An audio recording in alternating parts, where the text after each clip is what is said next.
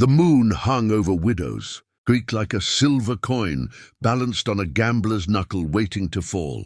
The wind carried the dry smell of mesquite and old graves, the kind that never quite settle.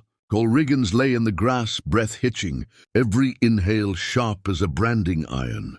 His shirt was soaked, warm at first, now cooling as the night leached the life from him. Somewhere in the distance a coyote yipped, but even that sound felt wrong, too soft, too cautious, as if the creatures of the plains sensed something colder than death walking tonight. Hoofbeats whispered over the dirt trail, slow and steady, each step careful, almost ceremonial. Cole tried to push himself upright, but pain lanced through his ribs. His vision blurred, then cleared just enough to see her riding.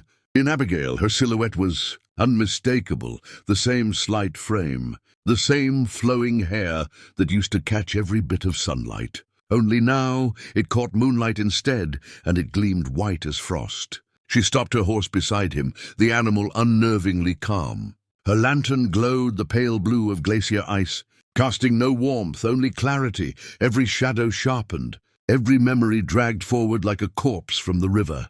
Abigail's dress hadn't aged a day, pure, unstained, the exact one he'd last seen the night he sealed her fate. But her skin held a luminance no living woman possessed, soft and dangerous, like light reflected off bone. Cole tried to speak her name, but the words curdled into thick, metallic-tasting blood that spilled from his lips. Abigail swung down from the saddle, with the slow grace of someone who had all the time in the world or no use for time at all. She knelt beside him, hair falling forward, and for a moment he could almost pretend she was still the woman he had loved, the woman he had promised everything to, right up until he'd buried her under a sycamore tree for a sack of stolen gold. "Cole," she whispered, brushing his cheek with fingers colder than creekstone. "You always said I was the light of your life. Look at you now, can't even look at me." He could hear movement in the fog, not steps of the living. These were softer, wetter, wrong. The brush parted, and the shapes emerged one by one. Men he recognized instantly. Boone Tyler with the rope burn still raw around his neck. Harmon Steele with a bullet hole above his left eye, the one Cole himself had placed. Others with slit throats, crushed skulls, rotten wounds, all glowing faintly in the lantern's merciless light. They moved without urgency, without speech, torches flickering like dying stars. Cole felt his heart claw at his ribs. These were debts coming due. Abigail's voice, lowered to a whisper, meant only for him. 9 years I waited, 9 years in the dirt you gave me. While you rode free, laughing, drinking, forgetting. He tried to crawl backward, but his body refused. Abigail rested a hand on his chest, gentle as a lover, firm as a gravestone. "You buried me alive," she said, "for gold you never even found. Isn't that funny, Cole? The earth kept me alive long enough to understand exactly what you were." The lantern flame flickered, turning a cold, unnatural blue. The dead, his dead, closed in tighter.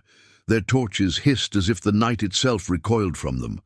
Cole felt their chill long before they touched him, a cold that seeped through skin, bone, and memory. Abigail leaned close, lips brushing his forehead in a kiss that burned with cold. "Tonight," she breathed, "I return the favor." Hands clamped around his ankles, wrists, throat, silent hands, patient hands. They dragged him toward the creek, water black as oil, reflecting nothing. Cole screamed, but the sound strangled into a gurgle. The dead pulled, relentless, and the water rose over him, filling his lungs with liquid colder than winter earth. The moon drifted west. By dawn, the grass was undisturbed, the water still, the landscape silent except for a faint trail of hoofprints leading away from Widow's Creek. Abigail's horse had left them, each print perfectly formed, heading toward the horizon, and toward the next town that had forgotten what it owed her.